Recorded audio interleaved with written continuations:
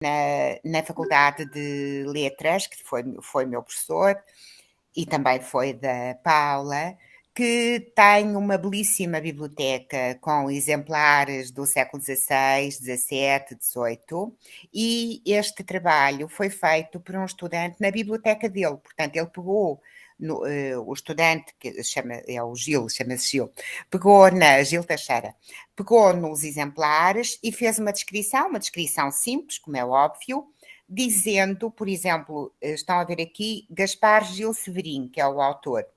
Instrução que Gaspar Gil Severin mandou a seu filho Francisco de Faria, embarcando-se no ano de 98 na Armada das Ilhas. Está aqui, esta referência tem aqui o lugar do manuscrito na Biblioteca Nacional, porque neste caso este texto não está editado. Portanto, e tem ali, portanto, carta do mesmo, tem um conjunto de códices, e está aqui a referência na Biblioteca Nacional, em Lisboa.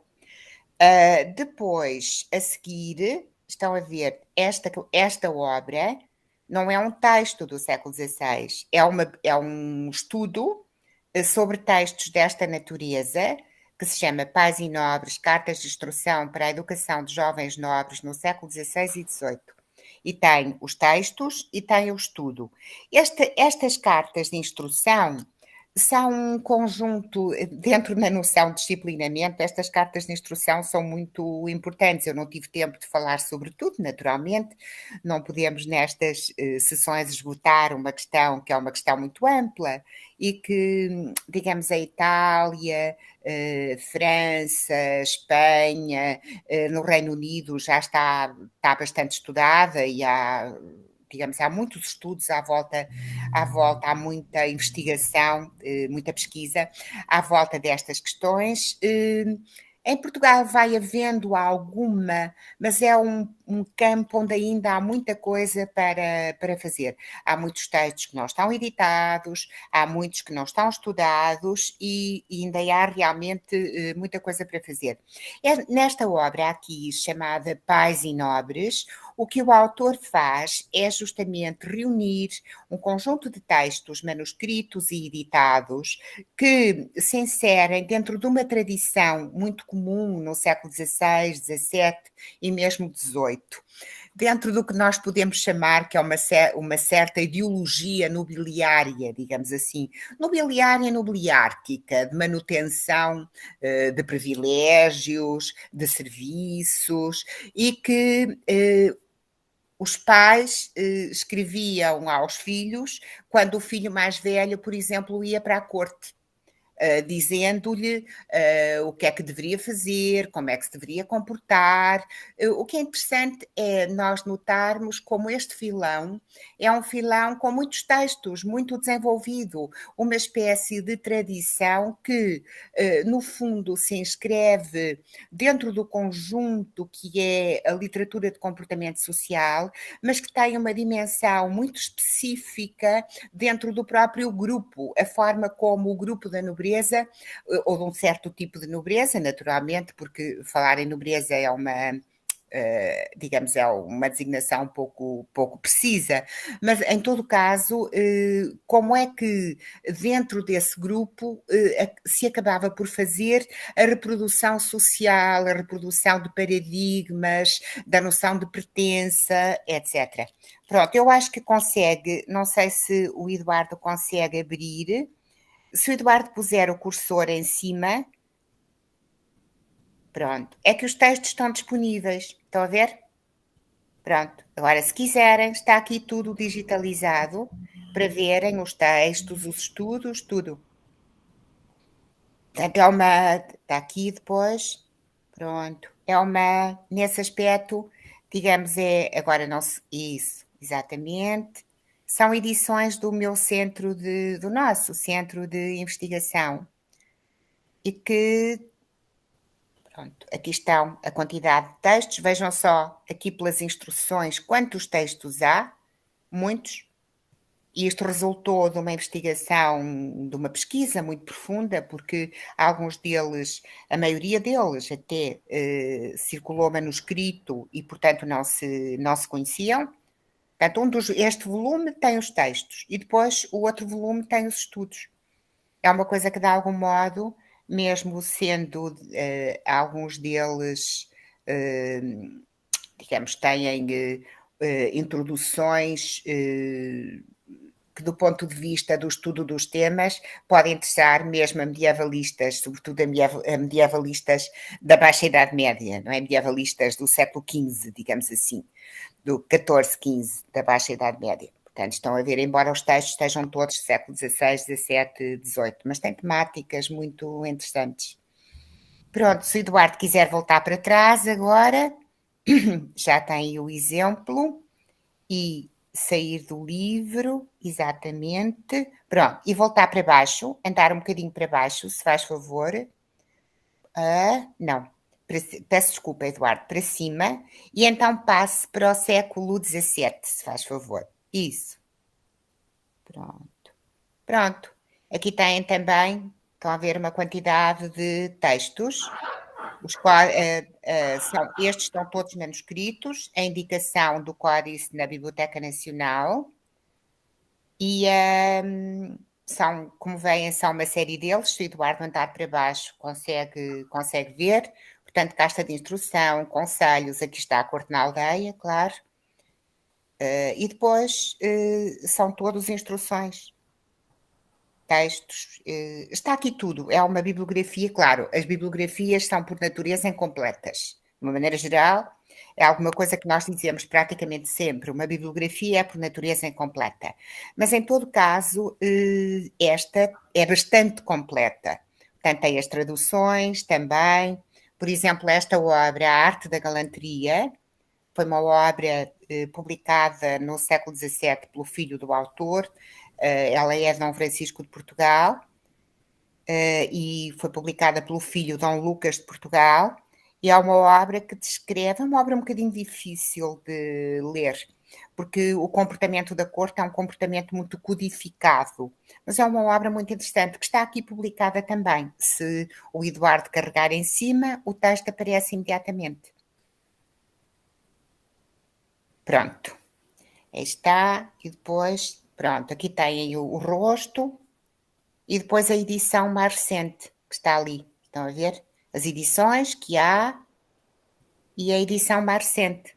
Portanto, esta bibliografia tem não apenas os textos, a indicação ou dos códices, do manuscrito, ou então das primeiras edições e de todas as outras edições. Vem até ao século XIX. E, portanto, agora estamos a ver o 17, podíamos ver o 18, ver o 19.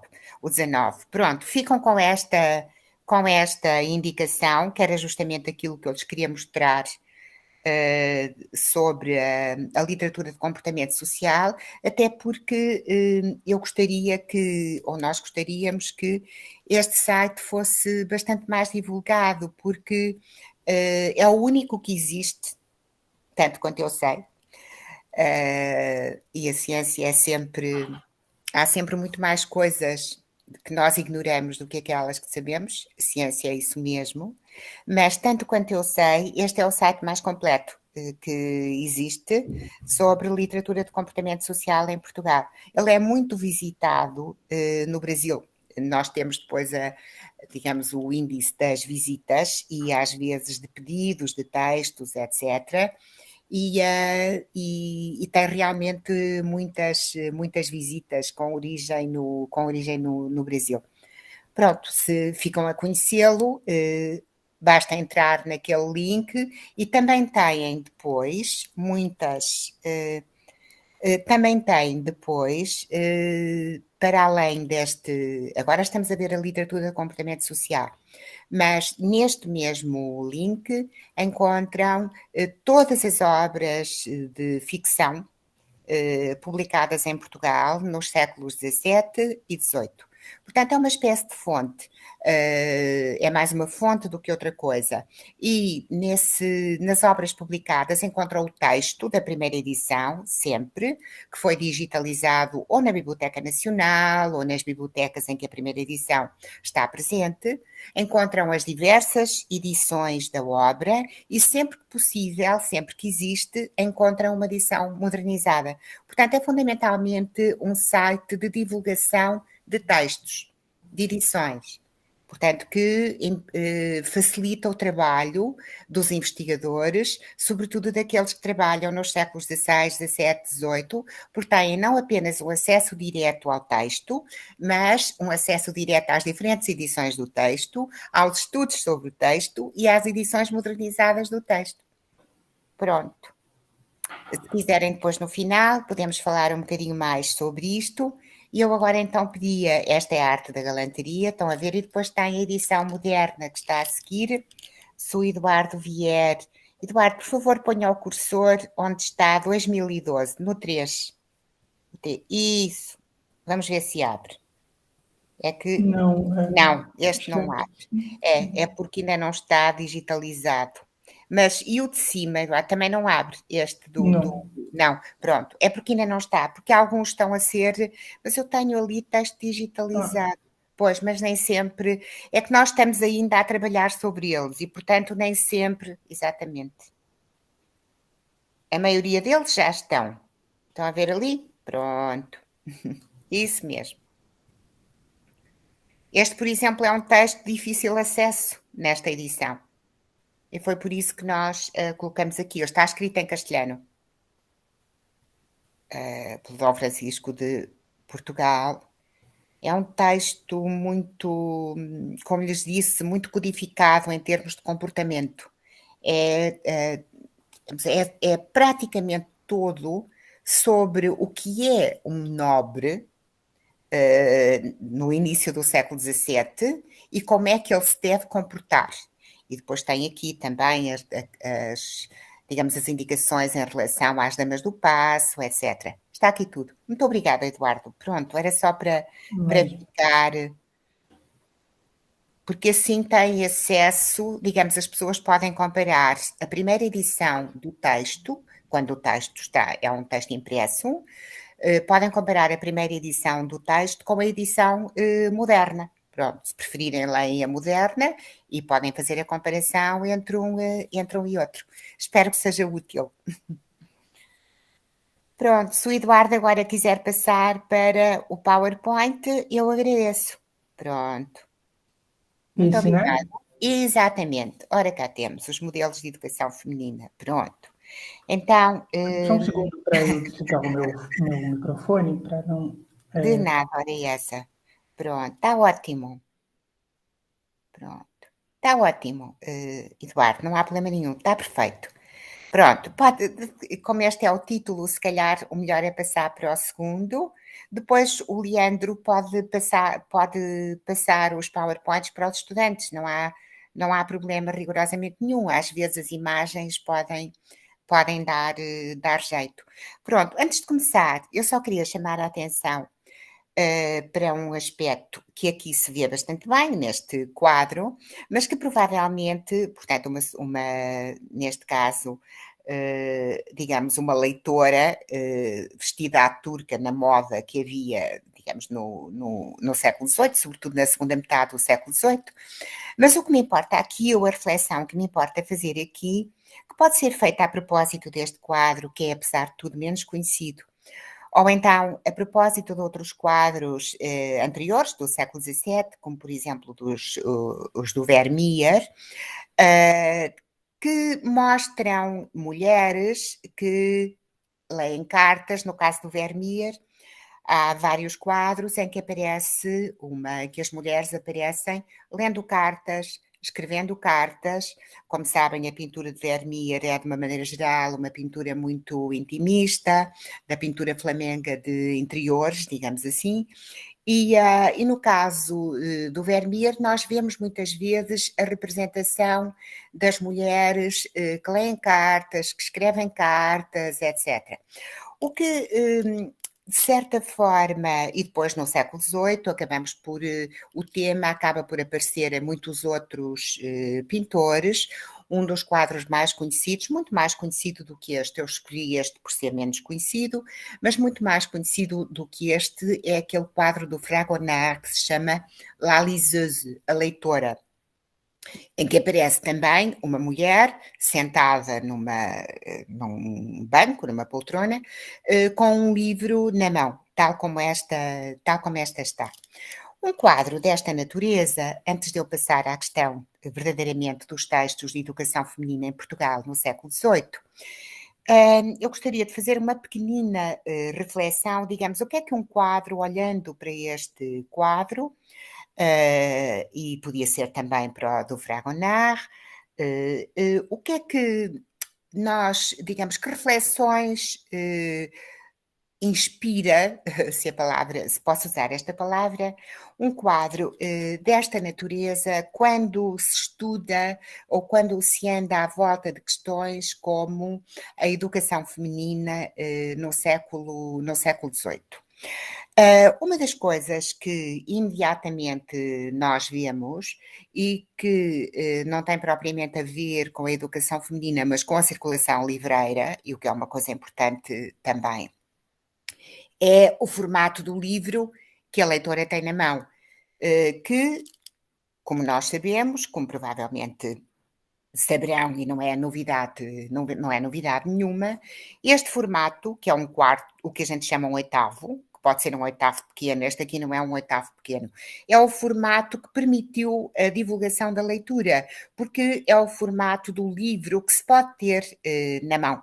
Portanto, é um formato que nós podemos, que não é preciso o distanciamento entre o leitor e a obra, portanto, se for um fólio, normalmente o livro está separado do leitor, porque é impossível que ele o tenha na mão, e, portanto, a presença deste formato, do que normalmente se chama um oitavo, que foi o formato dos romances, das novelas, da divulgação da leitura, da circulação do livro, o oitavo é realmente o formato do triunfo da circulação do livro. E também o que nos permite mostrar como este formato, digamos, se foi adaptando a uma espécie de leitura que é a leitura privada, intimista, de uma leitura que se pode fazer num sítio qualquer. Isto é, não precisa de uma mesa, não precisa de um lugar, de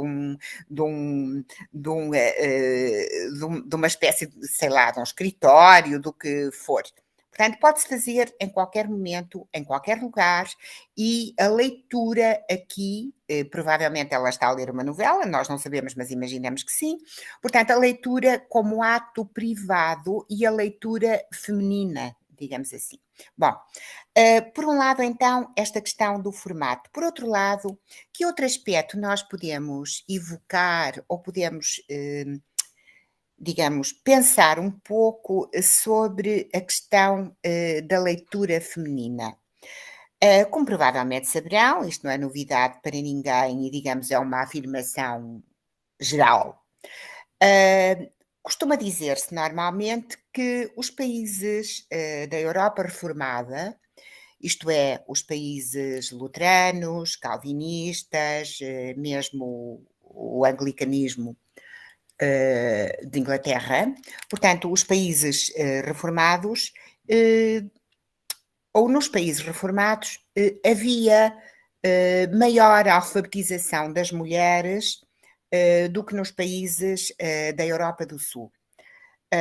Isso parece estar mais ou menos provado, pelo menos em relação aos séculos XVII, XVI, XVII, XVIII, e normalmente a razão que muitas vezes costuma apontar para esse investimento na educação feminina e na leitura, no século XVI e XVII, costuma apontar-se muito a necessidade que nos países reformados havia de que todos contactassem com a Bíblia, traduzida, como é óbvio, porque, como sabem, uma das grandes diferenças entre os países reformados e os países católicos, fiéis a Roma, era justamente o facto de a Bíblia, no conjunto das religiões reformadas, ou das confissões, desculpem, sejam elas, fossem elas luteranas, calvinistas, anglicanas, zwinglistas, o que fosse, na base estava a tradução da Bíblia e o acesso direto à Bíblia sem intermediários. Uma das primeiras coisas que Lutero fez foi traduzir a Bíblia para alemão.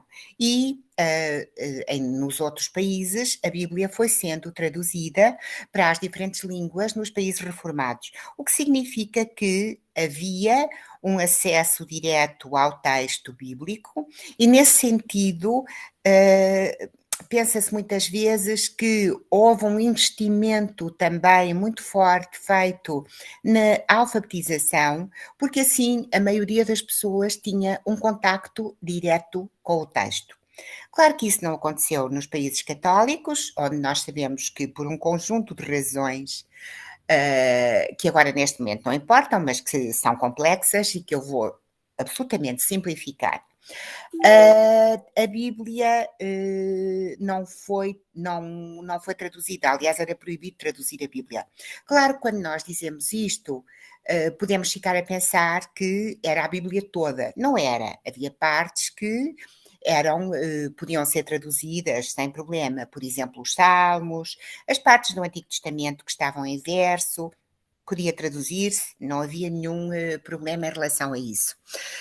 E também nós sabemos que muitas vezes os pregadores, pensem, por exemplo, no exemplo do padre António Vieira, recorriam, às vezes nós perguntamos-nos porquê é que os pregadores do século XVII recorriam tanto à Bíblia. Não era só porque a entendessem como a explicação do mundo, que é alguma coisa que nós também podemos debater. Também era por isso. Mas era também porque era uma forma de tornar próximo dos fiéis o texto bíblico, como aliás tinha feito já antes, não é novidade rigorosamente nenhuma, é uma técnica da pregação que vem de longe.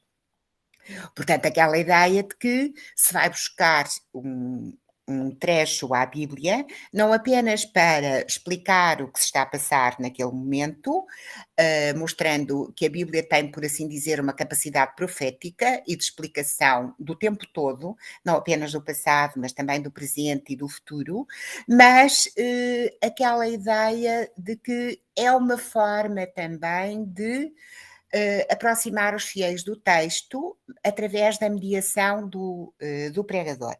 Portanto, uma figura que está entreposta entre o texto bíblico e o fiel, justamente porque se parte do princípio que o fiel não dispõe, ou os fiéis, não dispõem dos conhecimentos necessários para interpretar de forma correta as passagens bíblicas.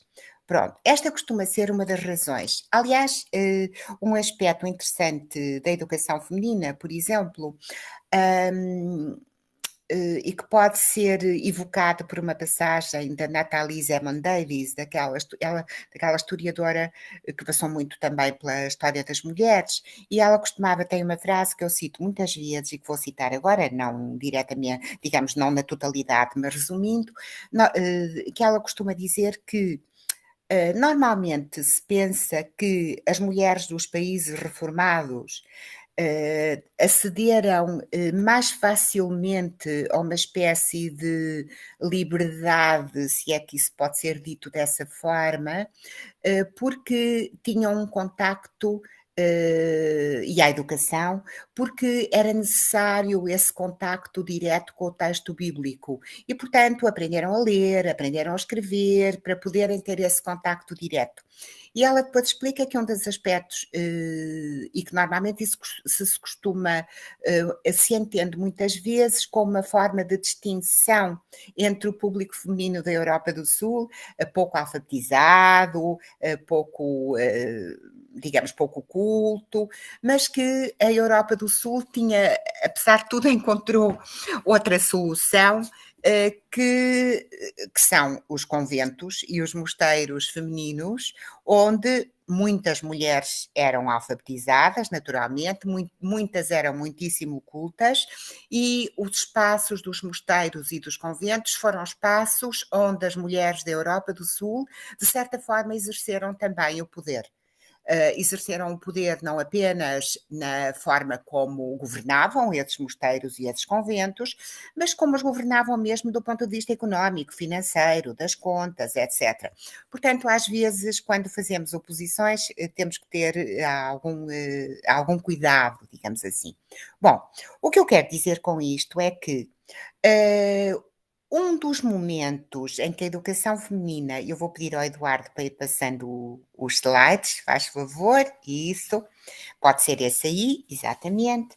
Um dos momentos em que a educação feminina voltou a estar no centro das atenções foi exatamente o século XVIII. Nós vemos aqui neste quadro uma lição, a referência a uma lição de astronomia, e realmente o século XVIII, não apenas no norte da Europa, mas também no sul, foi um século que nós hoje somos um bocadinho consequência disso. Foi um século onde a educação feminina, masculina e feminina, mas a masculina, digamos, a tradição era maior, vinha de trás, enquanto que na feminina as coisas aqui se começam a pôr de uma maneira um bocadinho mais complexa, mas foi um século onde a educação feminina esteve muito, a reflexão sobre a importância da educação feminina esteve muito no centro das reflexões. Para abreviar, e sem, digamos, sem ir, e porque me interessa fundamentalmente, eu penso que lhes interessará também conhecer os textos. Eu peço desculpa, estava a ver onde é que tinha posto os meus óculos, que agora desapareceram, mas pronto, não é grave. Confesso que não sei onde é que eles estão, devem ter caído. Não faz mal.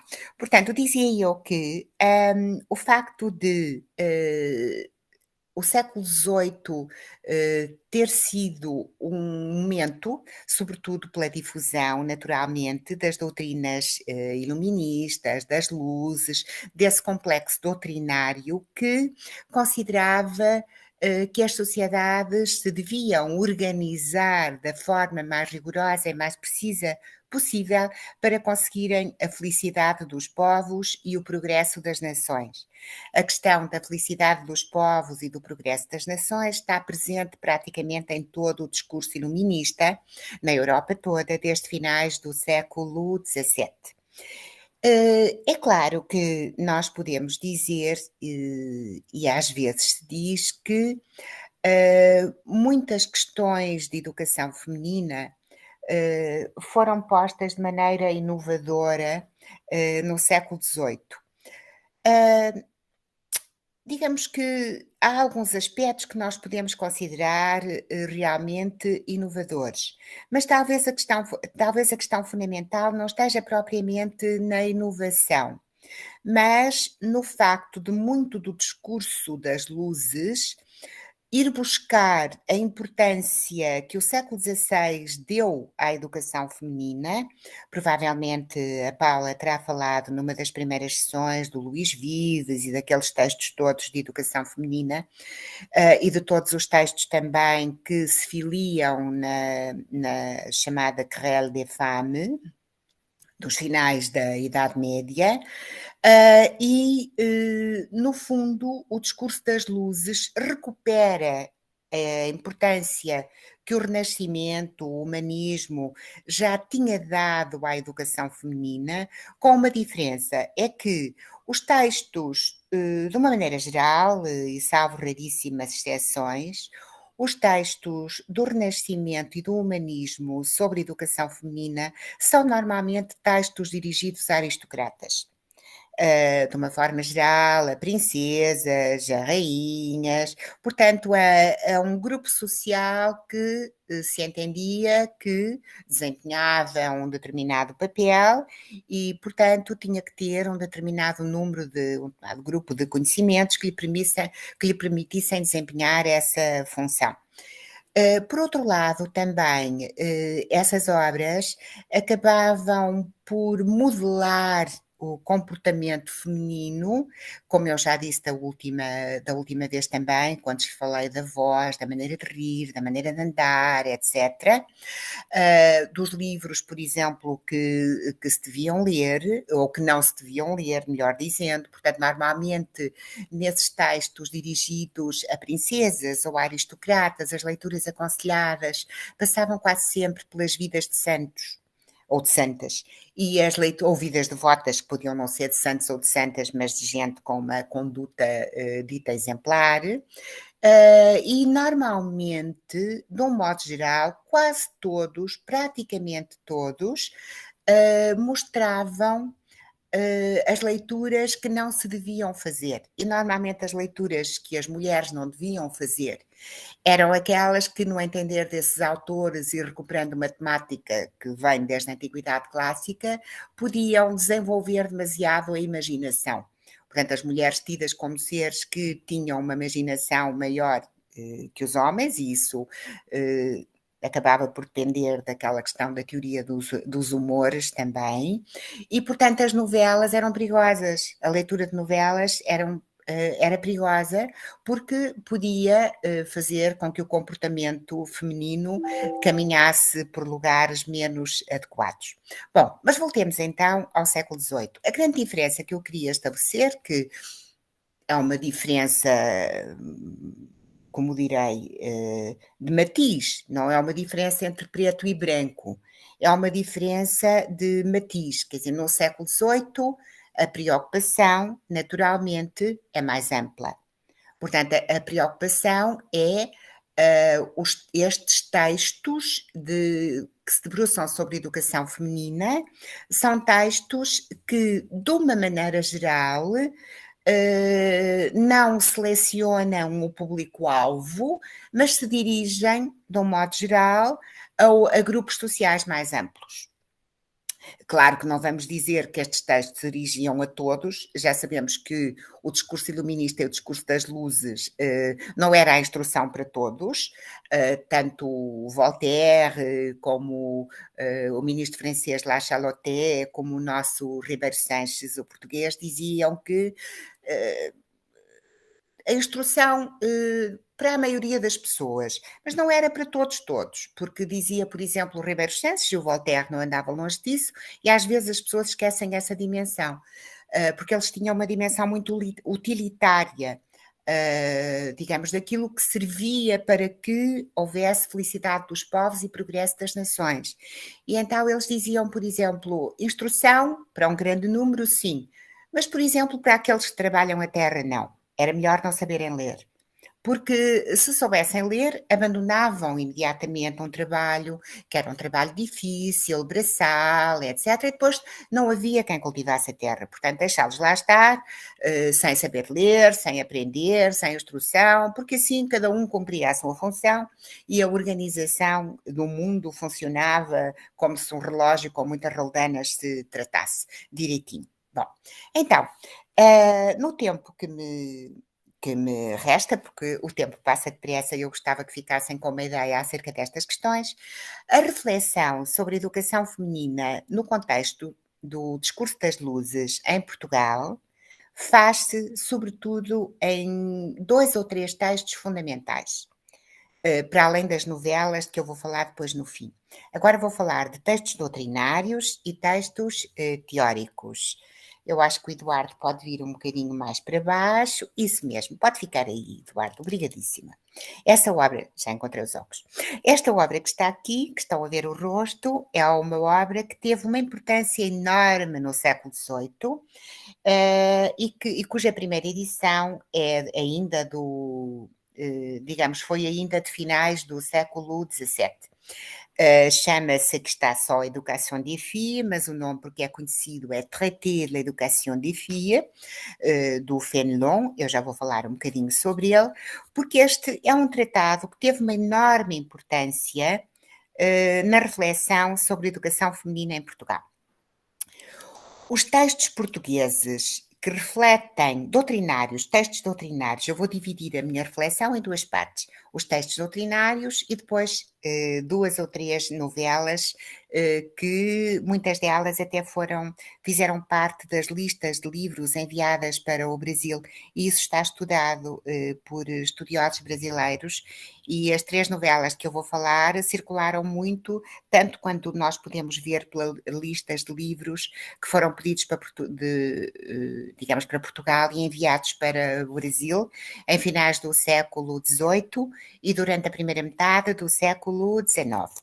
Eu creio que a lista, se o nome e a minha memória neste momento não falha, mas depois eu darei essa nota, foi feita por uma estudiosa chamada Márcia Abreu, se não estou em erro.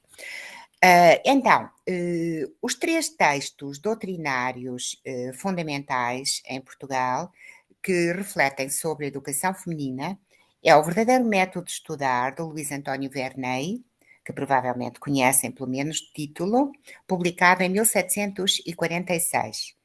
É uma obra que, como provavelmente saberão, criou uma enorme polémica em Portugal.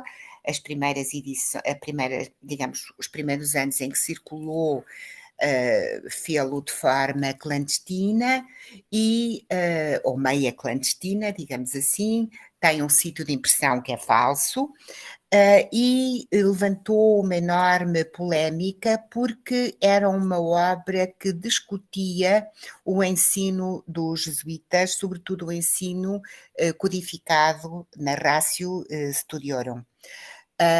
Mas eu não vou por aí agora, a não ser que queiram depois falar sobre isso.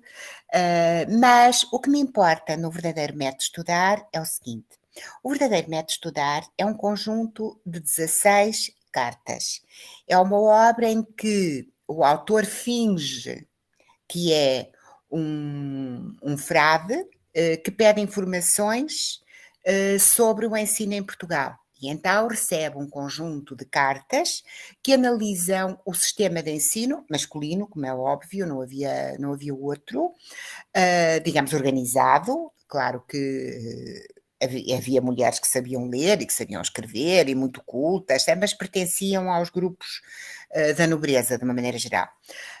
Mas, digamos, nessas 16 cartas, o autor analisa o ensino, sobretudo o ensino dos jesuítas, desde o ensino médio, e depois preocupa-se também com o ensino universitário.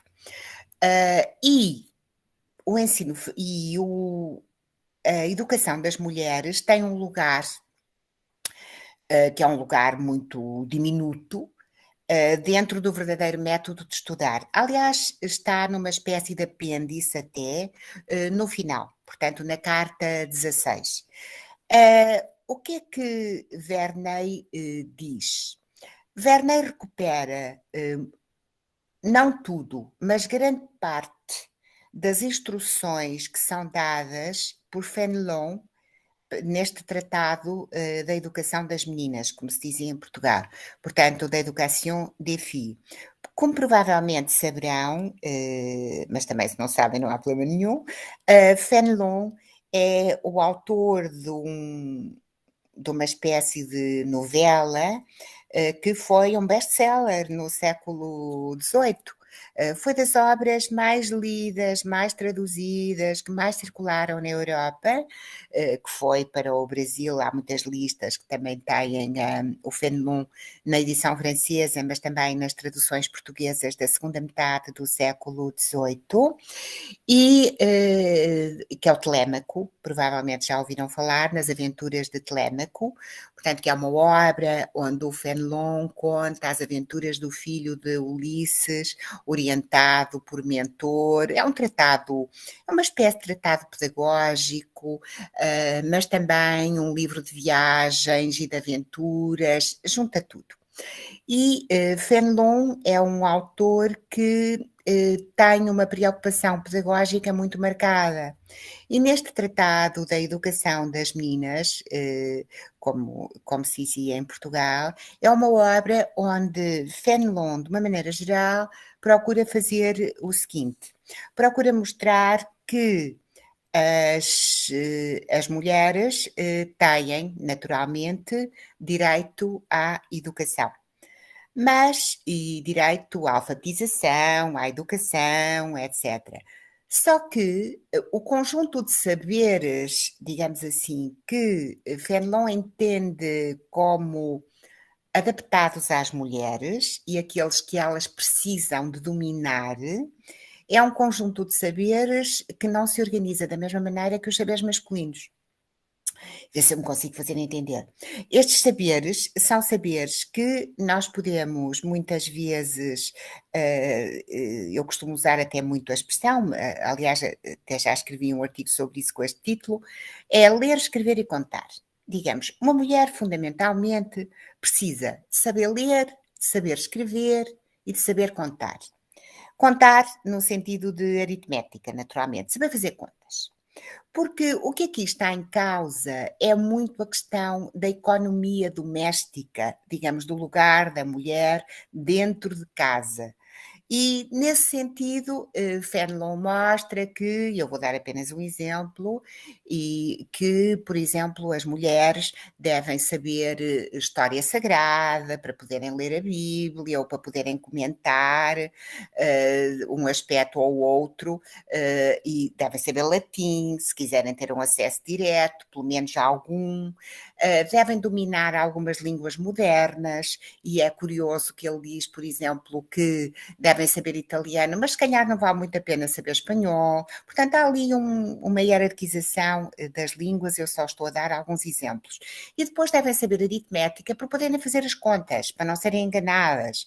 Para tudo isso tem a ver com a economia doméstica. Eu estou a resumir porque são esses justamente os aspectos que Verney recolhe nessa carta, na carta 16ª. Mas só para perceberem como é que estes autores equacionam a questão da educação feminina e como é que, curiosamente, as novelas depois vão um bocadinho mais além, Verney diz, por exemplo, que as mulheres devem ser educadas, sim, devem saber, educadas no sentido de alfabetizadas, devem saber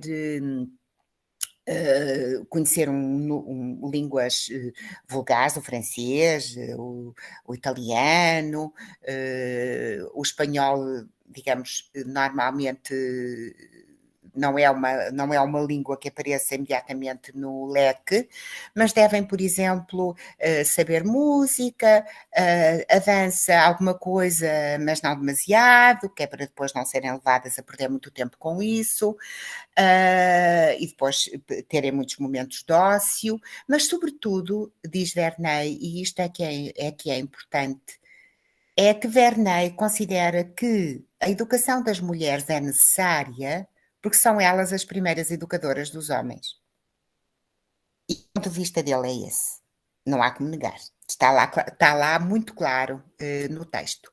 Portanto, ele diz, na carta 16ª do verdadeiro método de estudar, as mulheres são as educadoras dos homens. Portanto, não podem ser ignorantes. Porque são elas que primeiro educam os filhos quando são pequenos. E esta ideia é uma ideia que naturalmente enquadra o pensamento de Verney, mas de qualquer modo é possível ver no seu texto essa insistência na aprendizagem da leitura, na aprendizagem da escrita, na aprendizagem da aritmética. Portanto, estou a ver, de uma maneira geral, é um grupo de saberes que, com exceção da aritmética de fazer contas, está muito dentro daquilo que nós consideramos que são as humanidades. Portanto, o paradigma feminino da aprendizagem de escrita e de leitura está muito dentro dessa dimensão. Eu vou pedir então agora ao Eduardo que passe para o seguinte, isso, da educação, cá está, e para o outro, se faz favor.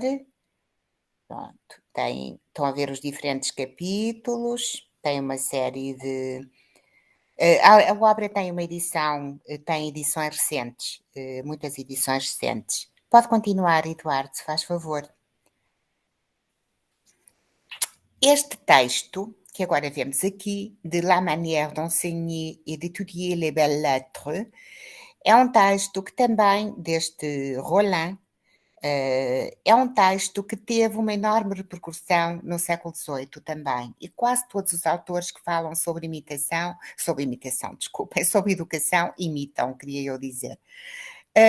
No entanto, este texto do Roland, La manière d'enseigner, étudier les belles lettres, não é dedicado só às mulheres. É um texto de educação em geral. O século XVIII é um século, o discurso das luzes, o discurso iluminista, preocupa-se muito com a educação. Portanto, é um texto que se dedica à educação em geral. Mas é outro dos textos, dos nomes fundamentais a reter quando falamos de educação no século XVIII. Portanto, o Fénelon e agora o Roland. O Eduardo continua, se faz favor. Isso, e aqui, claro, esta é conhecida de todos, julgo eu, do Locke, portanto, os Some Thoughts Concerning Education, que também foi muito imitado em Portugal, sobretudo numa obra que se dedica à educação masculina, não feminina, que se chama Apontamentos para a Educação do Menino Nobre, e que está também naquela lista que há bocado lhes mostrei do site, Apontamentos para a Educação do Menino Nobre, e que, de um autor chamado Martinho de Mendonça de Pina e Proença, que foi publicado em Portugal em 1734 e que tem que é inspirada nesta obra de Locke. Mas é uma obra, sobretudo, a obra portuguesa, como o título indica, é sobretudo uma obra sobre educação masculina, portanto, apontamentos nobre. E passa pelos diferentes saberes que o menino nobre deve ter, pelas diferentes formas de ensino, etc. Se eu tiver tempo e quiserem fazer-me alguma pergunta sobre isso, eu depois explico um bocadinho. Se faz favor, para o outro slide. Sim? Isso.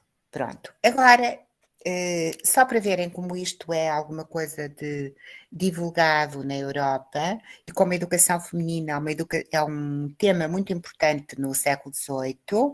Aliás, esta obra até é uma obra muito divulgada na Europa, no Antonianismo per le Dame, portanto uma obra italiana, o dialoghi sobre la luce, il colore e l'attrazione. Há um conjunto de obras no século XVIII, especialmente dirigidas, não refletem sobre a educação das mulheres, não é isso, mas dirigem-se às mulheres, como se estes saberes, digamos, ao contrário do que acontece em alguns textos portugueses, não é em todos, mas como se estes saberes fossem os saberes, digamos, das ciências ditas duras, entre aspas, portanto, da matemática, da física, etc., fossem saberes mais masculinos. O que aparece nos textos programáticos portugueses, mas em Itália, em França, em Inglaterra, há uma quantidade de obras que querem fazer a divulgação científica para as mulheres. Em Portugal também há uma obra chamada Lógica Racional, de um autor chamado Manuel de Azevedo Fortes, que na dedicatória fala da importância que, digamos, que as mulheres também devem aprender lógica, mas claro, ele refere-se aos círculos de corte. E em Portugal estes tratados fazem uma enorme diferença entre as mulheres que pertencem à nobreza de corte, digamos assim, e as outras considerações que são considerações para um público mais geral. Pode passar, Eduardo, se faz favor, para o outro slide. Pronto, aqui é o do verdadeiro método de estudar. Estão a ver aqui este Valência, isto é falso. Portanto, é porque a obra teve muitos problemas de circulação.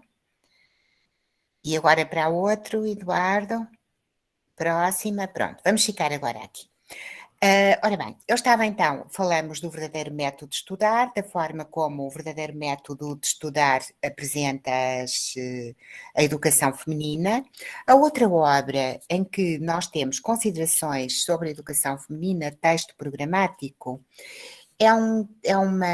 digamos, pertence a Ribeiro Sanches. Ribeiro Sanches é um médico português que viveu muito pouco tempo em Portugal, era judeu e saiu muito cedo. E tem também, tem muitos textos que inspiraram depois muitas das reformas pombalinas dedicados à educação masculina e tem algumas considerações também sobre educação feminina.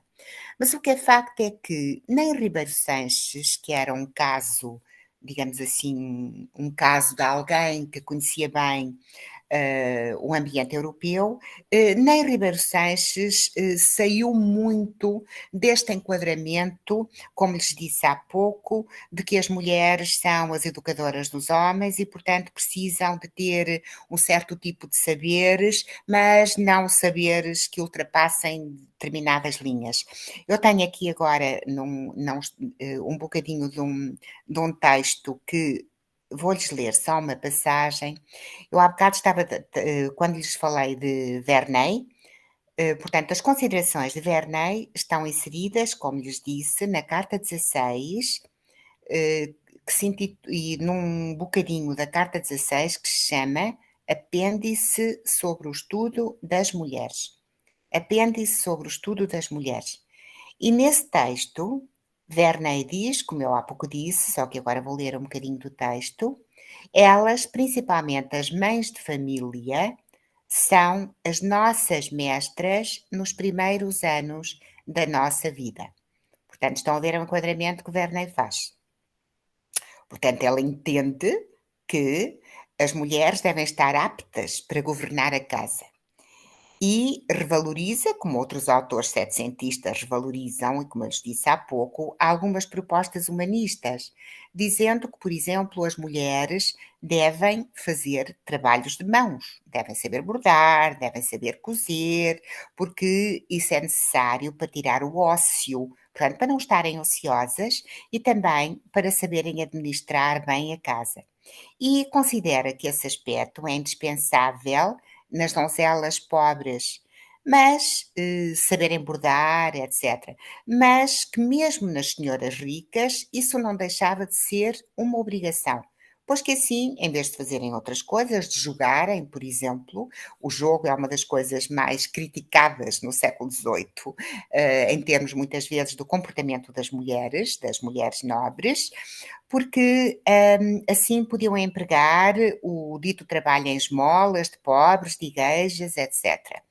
Nesse sentido, reparem, Ribeiro Sanches repete exatamente isto e diz também, num texto que é um texto de educação masculina, que se chama Cartas sobre a Educação da Mocidade, publicado em 1760, onde ele lamenta a ausência em Portugal, e vou citar, de escolas com clausura para se educarem ali as meninas fidalgas desde a mais tenra idade, porque realmente no resto da Europa havia estabelecimentos dirigidos para a educação feminina e em Portugal é claro que a educação feminina se fazia mais em casa, com professores em casa, mas não havia propriamente estabelecimentos dirigidos a, digamos, a educar meninas. O primeiro que nós conhecemos,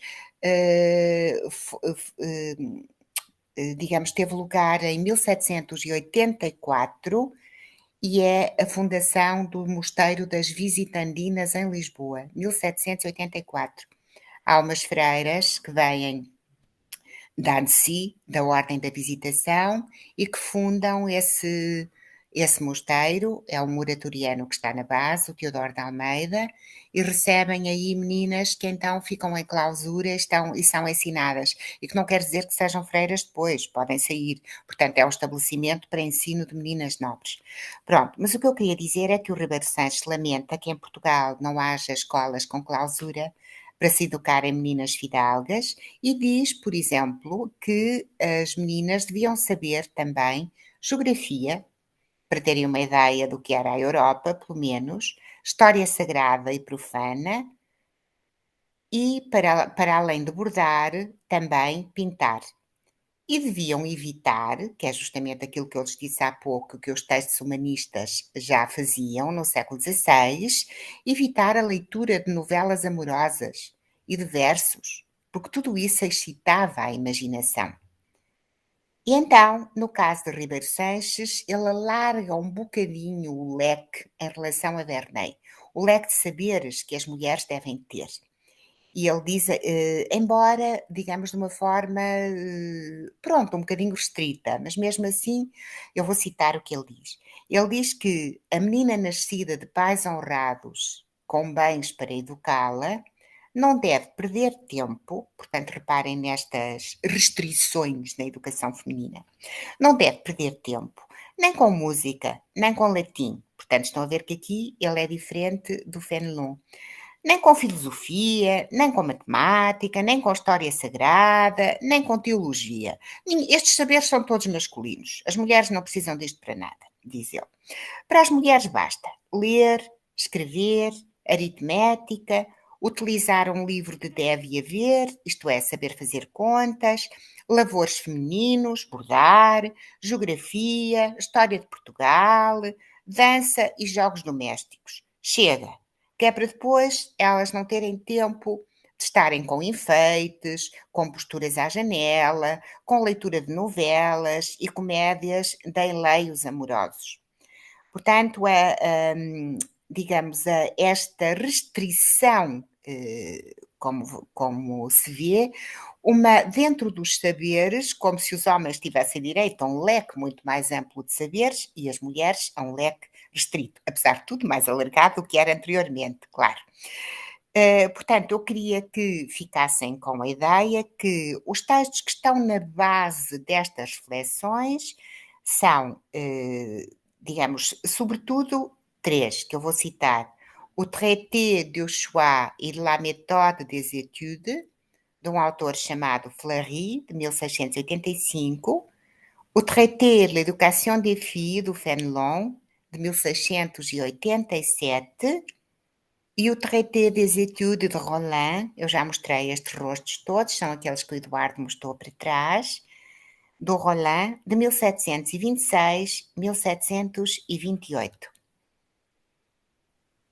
São estes, digamos, os aspectos fundamentais. É interessante notar, e este é o terceiro texto que eu gostaria de abordar, e o último, antes de passar às novelas. Portanto, passei pelo Verney, pelo Ribeiro Seixas e agora pelo Teodoro de Almeida, que é o oratoriano que funda esse estabelecimento das Visitandinas em Lisboa em 1784.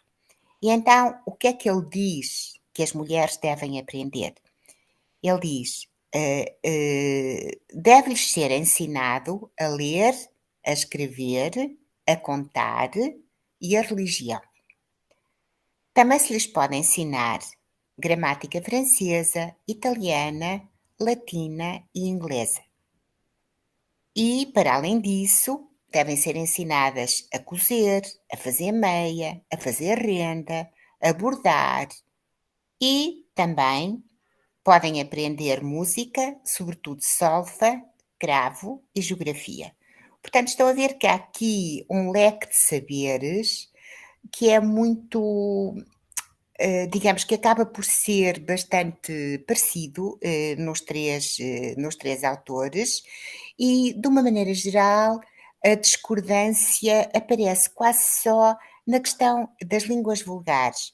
Porque, por exemplo, como eu lhes disse, o Verney fala do espanhol, diz que podem aprender o espanhol.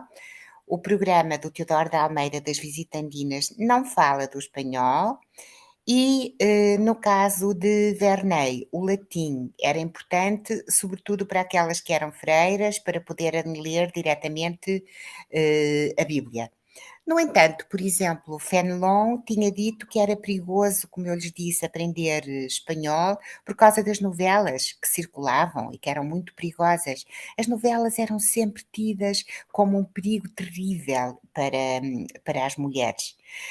E, portanto, as leituras que se lhes davam eram leituras de de história sagrada, história profana, vidas de santos, mas não muito longe disso.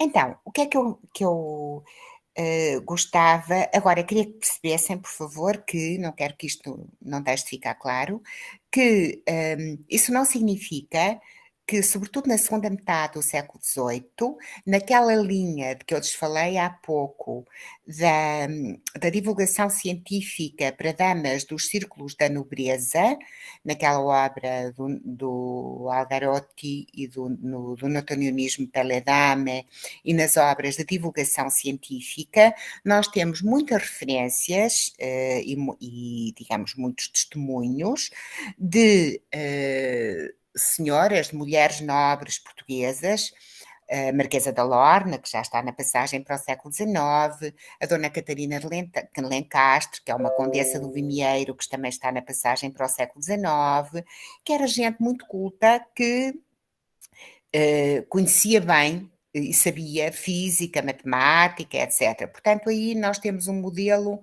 um bocadinho diferente, embora eu diria, pelo conhecimento que tenho dos textos do século XVIII, sejam eles textos sobretudo os textos programáticos, que de uma forma geral, mesmo assim, os conhecimentos tributários das zonas das matemáticas, da geometria ou da lógica, apesar do Manuel de Azevedo Fortes dizer que se dirige às senhoras, etc., acabavam por ser saberes um bocadinho laterais em relação às mulheres, mesmo nos níveis dos grupos de nobreza de corte, digamos assim. Eram saberes, sobretudo, masculinos, que faziam parte do leque de saberes masculinos. Agora, e por favor, olhem para esse slide das viagens da Altina, eu vou falar-lhes rapidamente de duas novelas que apresentam um paradigma diferente. Uma dessas novelas é justamente a que tem aí, as das viagens da Altina, e a outra é uma obra de uma escritora que muitas vezes nós dizemos brasileira, porque nasceu no Brasil, que é a Teresa Margarida da Silva Horta, e que tem uma obra chamada As Aventuras de Diófanes, publicada pela primeira vez em 1752. Portanto, eu vou fixar-me agora, e é a última parte desta minha intervenção, em dois textos. Nas Aventuras de Diófanes, de Teresa Margarida da Silva Horta, que escreveu em Portugal, mas veio do Brasil. O título completo da obra, porque a obra teve várias edições. A obra foi publicada anónima, foi atribuída a outros autores, mas hoje parece não haver dúvidas que é dela. A primeira edição, que é de 1752, tinha o título Máximas de Virtude e Formosura, com que Diófanes, Climneia e Amirena, príncipes de Tebas, venceram os mais apertados lances da desgraça. E esta saiu sob pseudónimo. No pseudónimo ela chamava-se Doroteia Engrácia Tavareda da Almira. Pronto. E a obra teve várias edições. Portanto, As Aventuras de Diófanes por um lado, e vou falar das viagens da Altina por outro. As viagens da Altina também foram publicadas de forma anónima, mas nós sabemos que pertencem a esse autor, Luís Caetano de Campos. Aliás, digamos, as primeiras letras dos primeiros capítulos formam o nome do Luís Caetano de Campos. E eu gostava então agora de me demorar um bocadinho, prometo que não demasiado, para depois ter tempo para as vossas perguntas, nestes dois textos. Apesar de tudo, digamos, apesar das viagens da Altina ser um texto posterior às aventuras de Diófanes, eu gostava como veem, eu fiz a edição das viagens da Altina há pouco tempo, está aqui, passa a publicidade, mas eu vou fixar-me no rosto da edição do século XVIII. Vejam, por favor, o título. Viagens da Altina nas cidades mais cultas da Europa e nas principais povoações dos Balinos, povos desconhecidos de todo o mundo. As viagens da Altina são uma obra um bocadinho estranha em alguns aspectos, porque elas podem ser inseridas naquilo que nós podemos designar por utopia, porque o que o autor faz, elas são enunciadas em voz feminina, pronto. É Altina, portanto o autor, usando uma estratégia que é uma estratégia conhecida, não é? Fala como se, digamos, do ponto de vista de uma mulher, da Altina. A Altina nasce em Espanha, é adotada porque era órfã, pronto, eu conto rapidamente. Depois vem a história por razões várias, vem para Portugal, e depois o que é interessante é que ela passa a maior parte do tempo vestida de homem, o que era também um tema, como sabem, que já remonta às obras da Antiguidade Clássica, sobretudo àquilo que nós chamamos novelas bizantinas do século II, primeiro, segundo, terceiro, depois de Cristo. Portanto, aquela estratégia da mulher que se veste de homem. Aliás, o mesmo acontece nas Aventuras de Diófanes.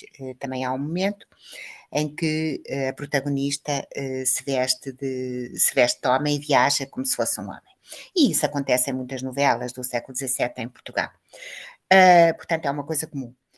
O que aqui tem de interessante é o seguinte, é que a Altina, portanto, vai viajar na Europa, mas vai viajar sobretudo até fora da Europa, para chegar a essa ilha, que é uma ilha que não existe verdadeiramente, não é? A Ilha dos Balinos, e ela descreve a forma como se organiza, do ponto de vista político e administrativo, essa ilha. E é nessa descrição, quando faz a descrição da ilha, que aparecem justamente as considerações sobre a educação das mulheres e sobre a igualdade dos sexos.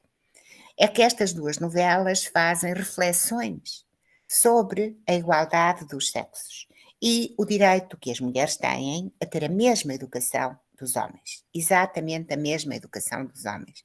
Aliás, nas viagens da Altina diz-se até que as mulheres deviam ir para o exército, porque nas viagens da Altina as mulheres fazem parte, são militares, tal e qual como os homens. Portanto, há uma igualdade de educação e de comportamento. No texto, estão a ver ali onde diz nas cidades mais cultas da Europa e principais povoações dos Balinos, povos desconhecidos de todo o mundo. O Luís Caetano de Campos, que tanto quanto nós sabemos, pensamos e temos praticamente a certeza que pertencia à maçonaria, é um autor muito influenciado pelo pensamento francês. Aliás, muito do texto, às vezes, tem cópias quase diretas do Émile, do Rousseau, de uma obra de um autor chamado Mercier, que se chama Tableau de Paris. Portanto, ele copia muitas partes e, nesse aspecto, é uma obra um bocadinho que nos deixa um bocadinho perplexos, porque, aliás, o texto nem acaba. E é muitas vezes difícil ver uma articulação diegética dentro do próprio texto, é um bocadinho complicado. Mas neste caso não é isso que me importa. O que me importa são as considerações sobre a educação feminina e mostrar como os textos programáticos de que eu falei, o Verney, sobretudo o Verney e o Ribeiro Sanches, articulam um determinado modelo e estes textos que são já embora as Aventuras de Diófanes sejam de 1752, articulam um modelo nesse sentido, eu vou usar uma palavra, digamos que eu não gosto muito de usar porque não gosto de anacronismos, mas eu acho que é a palavra para conseguir fazer entender isto. É um modelo mais moderno, digamos assim. O que aparece na ficção, na prosa de ficção, é um modelo bem mais avançado de educação feminina. E eu vou pedir agora ao Eduardo que passe, se faz favor, o seguinte. E isto é só para lhes darem, para lhes mostrar este bocadinho do texto, só para lhes mostrar que o texto vive muito também do diálogo entre as personagens, e as personagens discutem justamente o papel da mulher na sociedade.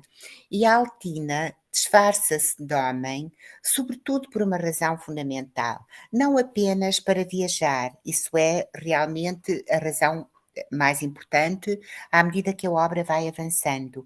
Mas a primeira vez que ela se disfarça de homem é por um motivo muito objetivo. É porque ela quer aprender física e matemática e quer ir às mesmas escolas onde vão os homens. E, portanto, veste-se de homem para poder fazer isso.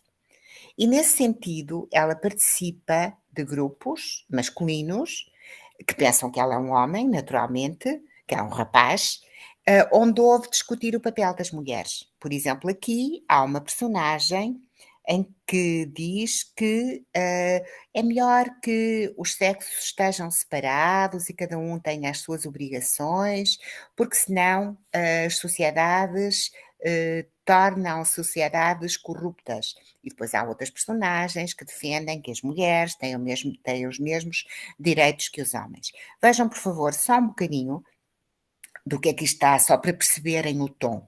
Se há alguma coisa, disse Alexandre, um dos dois amigos da companhia, se há alguma coisa entre as instituições dos antigos que mereça superiormente a nossa admiração e os nossos elogios, é esta submissão a que reduziram as mulheres, privando-as de uma parte da sua liberdade e unindo ideias do pópio e de ignomínia à perda desta virtude, que faz o seu principal ornamento.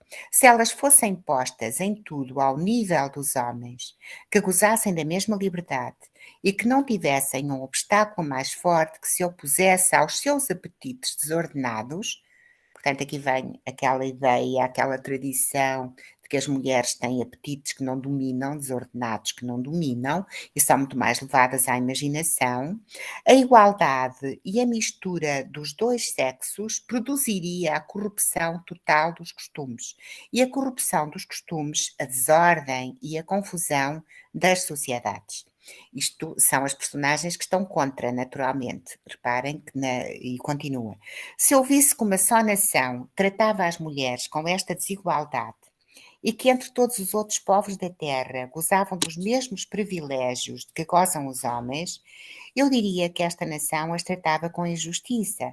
Mas se eu observo que na China são separadas da vista do público, privadas de liberdade e reduzidas a quase nada, que na Turquia, na Pérsia e em muitas outras partes da Ásia e da África são escravas, e em muitas destas partes escravas por um princípio de constituição, se eu vejo que os selvagens as tratam por toda a parte com o último desprezo, se eu as vejo, enfim, universalmente submetidas, devo concluir desta universalidade que elas devem, de direito natural, ser submetidas aos homens e constrangidas por todas as sortes de meios a conservarem o poder com que a natureza as distinguiu tanto deles.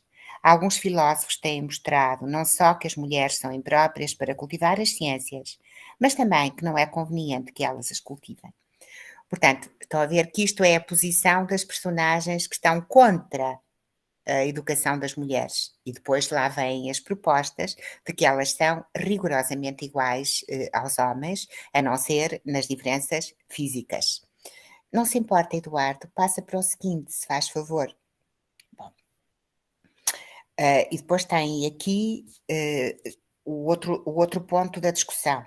Por exemplo, só para lhes dar uma ideia do que se passa. Portanto, reparem, por exemplo, o Paulino, que é a personagem que defende os direitos das mulheres. Não esqueçam que isto é em 1790. Esta obra foi publicada, são 4 tomos. O primeiro foi publicado em 90, o segundo em 91, o terceiro em 92 e o quarto em 93. E é uma das obras que circulam muito no Brasil também. Os filósofos, respondeu Paulino, que pensam deste modo, bem longe de entrarem na indagação da verdade com a imparcialidade que se jatam, caminham tão prevenidos que é impossível que a prevenção os não conduza pelo caminho dos abismos e dos erros. Se lançamos, os olhos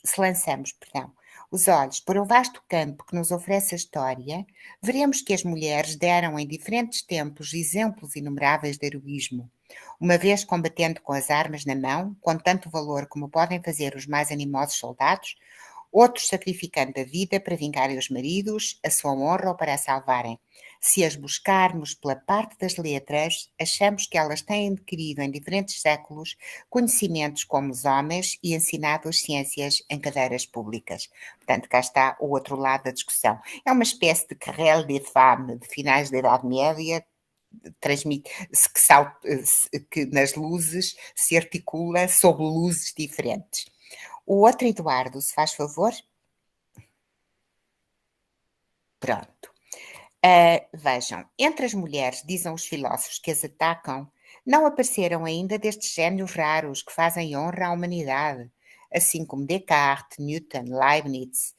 É Leibniz, eles escrevem assim.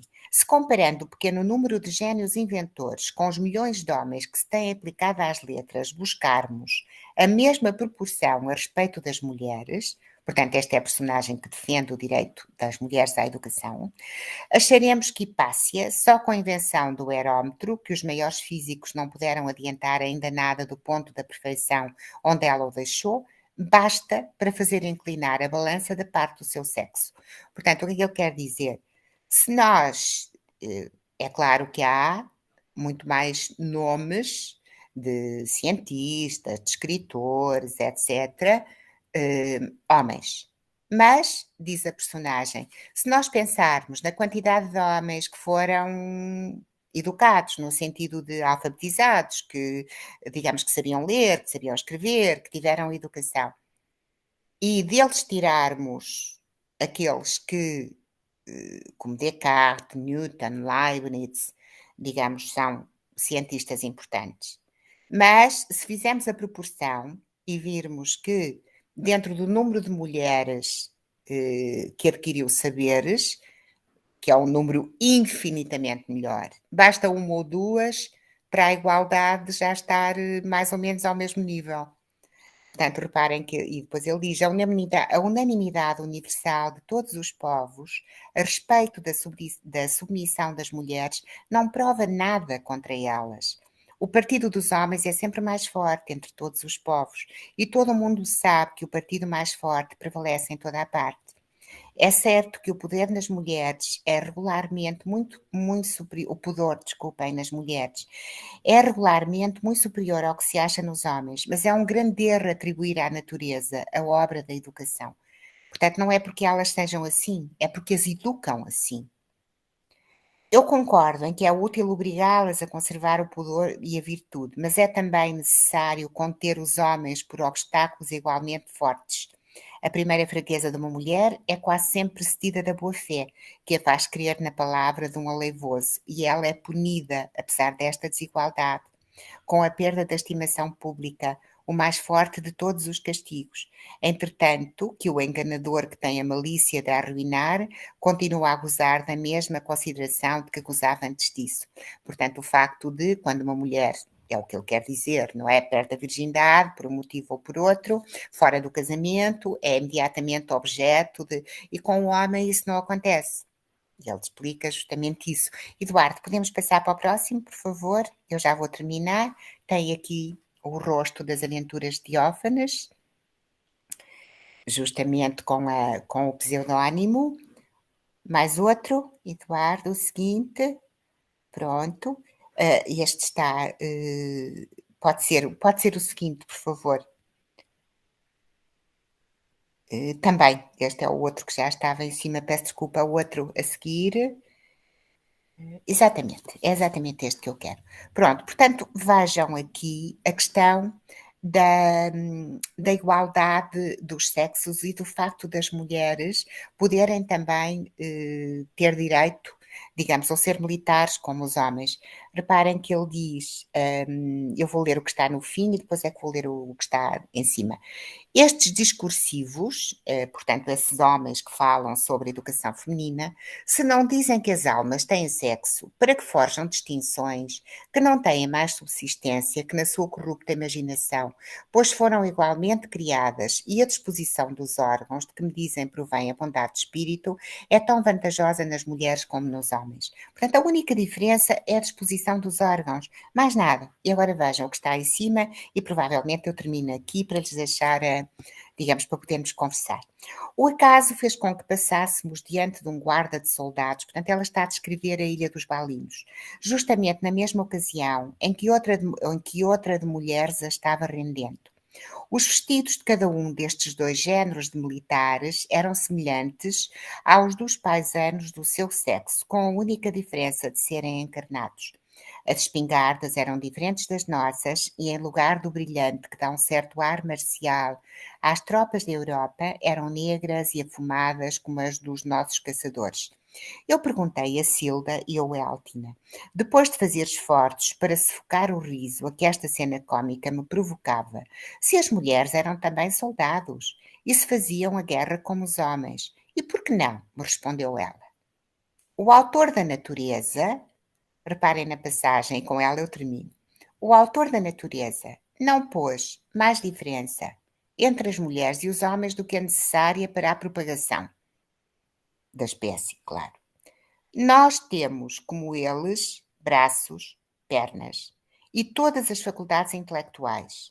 E o valor, a habilidade e a disciplina decidem ainda mais do que a força da sorte dos combates. E nós podemos adquirir, como eles, todas estas qualidades, sendo conduzidas por uma boa educação. As mulheres são reputadas em todo este reino tão aptas e próprias para os empregos como os homens, e não há um só de que elas sejam excluídas, quando os seus merecimentos pessoais lhe fazem merecer. A experiência tem mostrado até agora que, à exceção da força, não há uma só coisa em que elas sejam inferiores aos homens. E com isto termino.